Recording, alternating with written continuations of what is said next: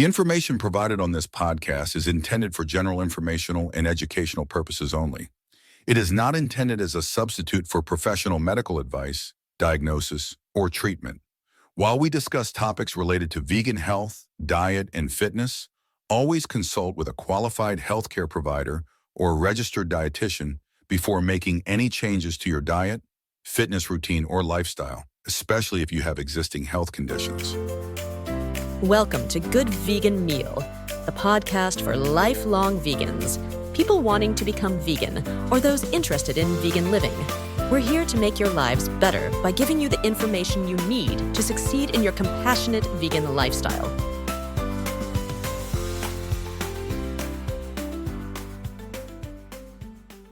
Imagine eating delicious, nourishing meals for a whole week, right? And keeping your grocery bill super low. We're talking like $20, $30, maybe even just $5 a day. My wallet just sighed thinking about that. Sounds kind of impossible, doesn't it? Might sound that way to a lot of folks, yeah.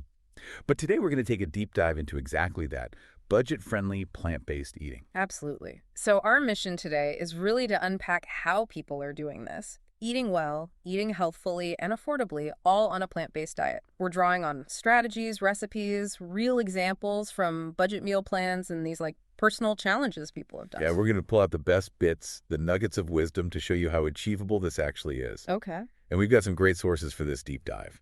We looked at Cheap Lazy Vegan's $20 meal prep challenge, plant-based on a budget, Good Foods budget vegan plan, also Sweet Potato Soul's $30 weekly plan, Rainbow Plant Life's $5 a day challenge, and even Eating Well's vegan weight loss plan. Wow, okay. Quite a range there. Yeah, lots of practical stuff to dig into. So let's just tackle this head on. This idea, this myth that a vegan diet is automatically expensive. You hear plant-based, maybe picture fancy ingredients, weird powders, Right.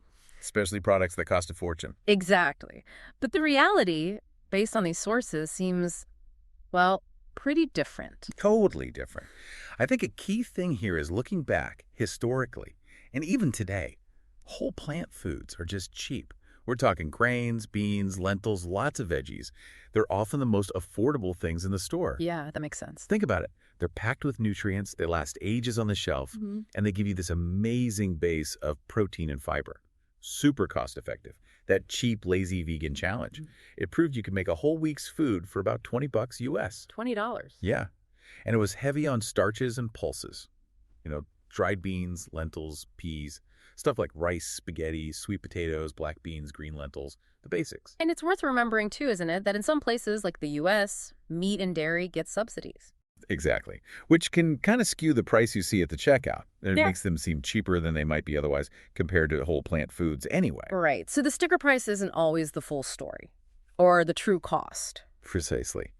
And that ties into the bigger picture, too. It's not just about saving cash, although that's great. Switching to more plant-based eating has real health benefits. That Eating Well plan points to things like better cholesterol, more energy, weight management.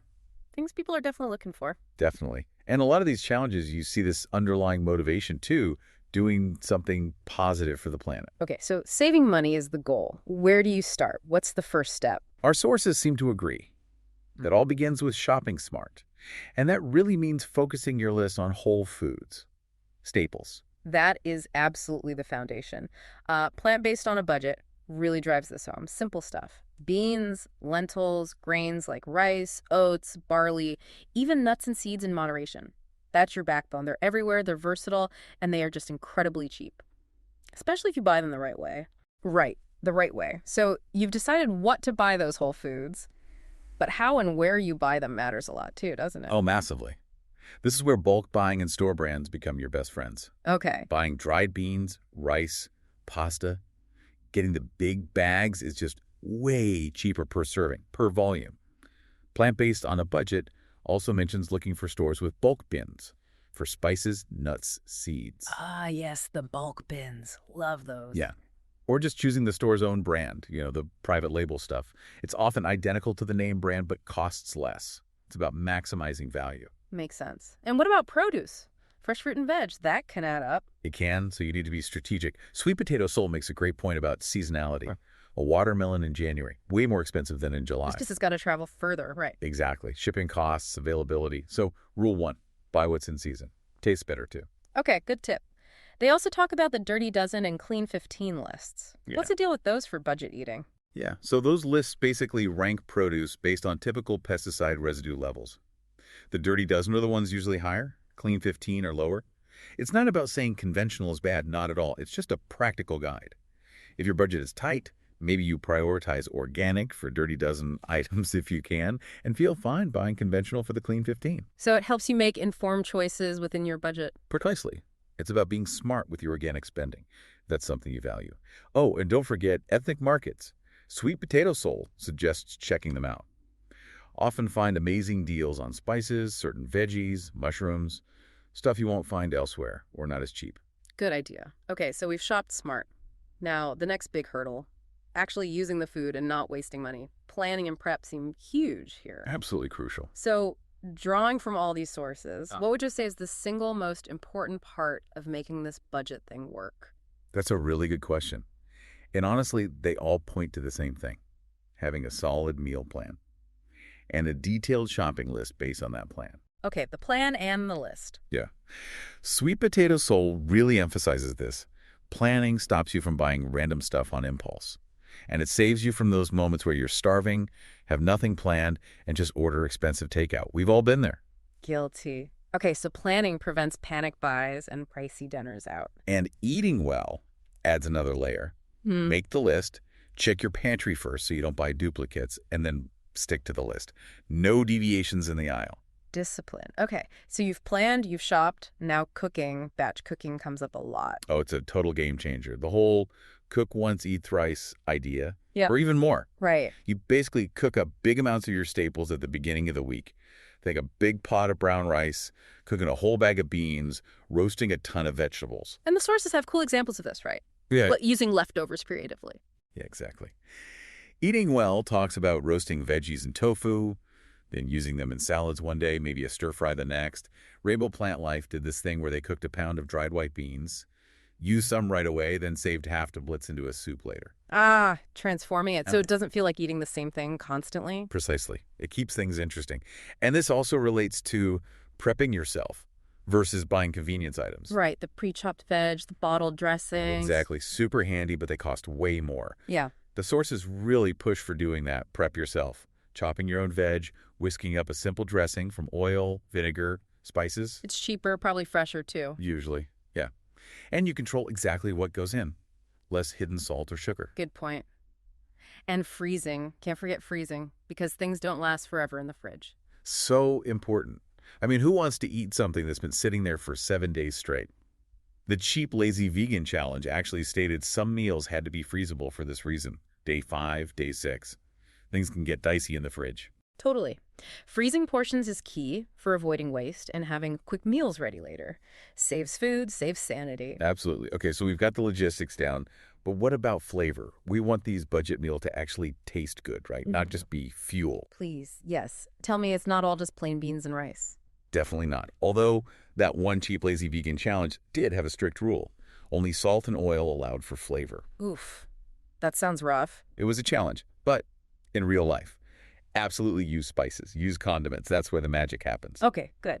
So how do you make cheap ingredients taste amazing? Well, a key insight is how simple additions make a huge impact. Think aromatics, garlic, onion, carrots sautéed up first. They build this amazing flavor base. The classics. And common spices you probably already have. Cumin, chili powder, maybe some curry powder, cinnamon, oregano, paprika.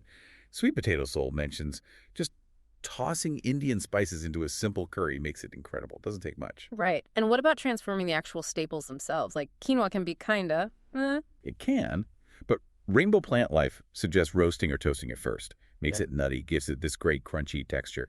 Totally different experience. Ooh, okay. I like that. What about beans, beyond just boiling them? So many options. You can add flavor while they cook, throw in some garlic, onion, maybe a veggie bouillon cube into the water, and then finish them. A drizzle of good olive oil, salt, pepper, maybe a squeeze of lemon or a splash of vinegar. That little bit of fat and acid at the end makes them taste rich, bright. It's a simple tip from Rainbow Plant Life again. but it works wonders. Nice. Little finishing touches. What about boring old broccoli? Huh.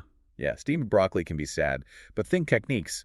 Roasting brings out sweetness, caramelizes it, charring adds smokiness, blanching keeps it bright green and crisp tender.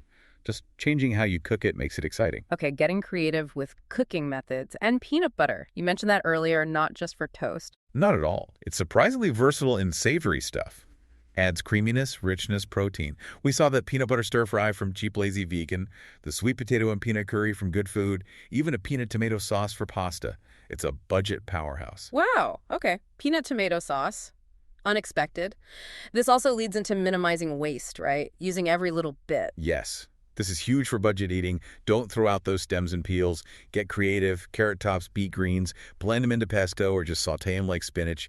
Butternut squash peels, roast them till they're crispy like chips.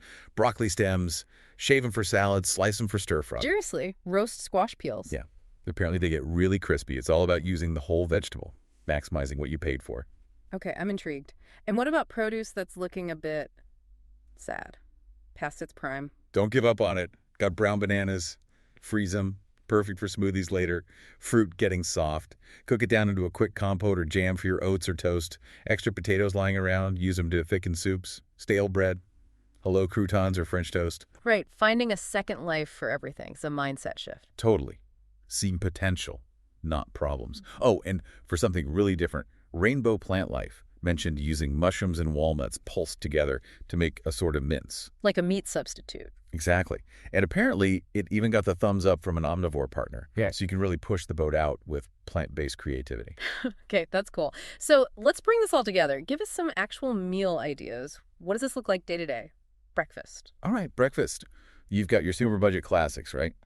Cereal with plant milk, maybe toast with peanut butter or jam. Simple, fast, cheap. Yep, the standards. But prep makes it more interesting.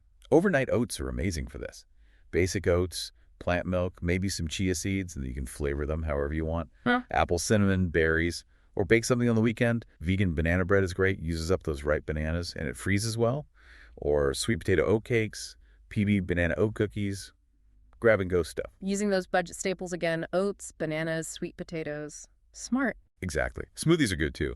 Green smoothie with kale, banana, soy milk, berry smoothies. Quick and easy. Okay, lunches and dinners. This is where it gets tricky sometimes. The possibilities are actually huge and sound really delicious. Yeah. You see tons of hearty stuff, perfect for batch cooking stews, chilies, like sweet potato and red lentil chili, black bean chili, kale vegetable bean soup, vegan minestrone, all using cheap beans, lentils, and veg. Warming, filling, and cheap. I like it. Then you've got curries and bowls. Vegan coconut chickpea curry, simple curried chickpeas, that sweet potato and tofu curry we mentioned, dal and rice. Loads of flavor from spices. Yeah, curries seem like a budget go-to. Definitely. Pasta dishes too. Green pea pasta, a super quick 15-minute cherry tomato basil pasta, lentil bolognese, even one-pot spaghetti. One pot means less washing up too. Bonus. Always a bonus. Yeah. And versatile mains like tofu fajitas, veggie fried rice using leftover rice, lentil tacos, black bean burgers, even things like stuffed sweet potatoes or mushroom barley risotto. It sounds really varied, actually. Not boring at all. Not at all. You even see things like British-style sausage rolls made with lentils, or curried chickpea sandwiches, vegan blats, that's bacon, lettuce, tomato with avocado. Okay, Blatz. I'm sold. It genuinely sounds like you can eat really well, really diversely, without spending a fortune. That's exactly the takeaway. Yeah. So just to recap, we've kind of unpacked how eating well on a budget, plant-based style is totally doable. It's a vibrant reality, really. Yeah. It starts with smart shopping, focusing on whole foods, buying bulk, choosing seasonal produce. Then diligent meal prep, the planning, the list, the batch cooking, using leftovers creatively. Right. And getting creative in the kitchen, using spices, transforming staples, minimizing waste. All these pathways lead to affordable, delicious, and nutritious plant-based meals. They're accessible. So thinking about the bigger picture then, what if making this shift to budget-friendly plant-based eating, what if it isn't just about saving money? What if it's actually about, I don't know, rediscovering the real value and incredible versatility of these simple whole ingredients? And maybe that leads to a more mindful, more resilient way of eating overall. Thanks so much for tuning in to today's episode of Good Vegan Meal. If you loved what you heard and you're hungry for more, head over to our link tree at linktr.ee/goodveganmeal.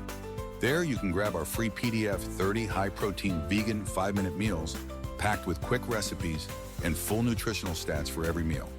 Perfect for busy days and plant-powered gains. And if you're ready to take your vegan cooking game to the next level, check out our cookbook's 125-minute vegan meals for kids' lunches, a school lunchbox lifesaver, 185-minute vegan meals, and 7 weeks of high-protein meals with meal planning made simple with grocery lists for each week. Grab your goodies at linktr.ee/goodveganmeal, and we'll see you in the next episode.